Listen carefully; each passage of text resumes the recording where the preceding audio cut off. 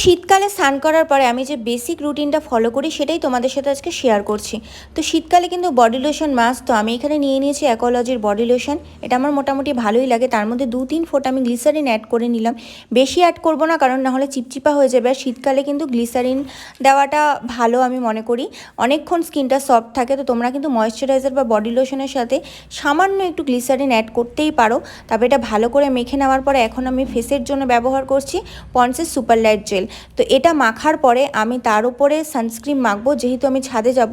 আর sunscreen মাখাটাও কিন্তু জরুরি। আমি এখানে নিউট্রিজিনাস সানস্ক্রিন মেখে নিলাম। তারপরে দেখো আমি খাদির এখানে হেয়ার সিরাম লাগিয়ে নিলাম। চুলটাকে এইভাবে পাগলির মতো রেখে আমি ছাদে গিয়ে চুলটাকে শোকাবো। আর প্রতিদিন কিন্তু হেয়ার ওয়াশ করি না ঠান্ডার দিনে, মানে ঠান্ডা লেগে যাবে, চুলও ড্রাই হয়ে যাবে। তো তারপরে এটা এখন কিন্তু আমি পুরোপুরি রেডি ছাদে যাওয়ার জন্য। ছাদে গিয়ে দেখি দাদু এইভাবে শুয়ে আছে আর টুইডিও শুয়ে আছে। জামা কাপড়গুলো মেলে দিলাম। তো কেমন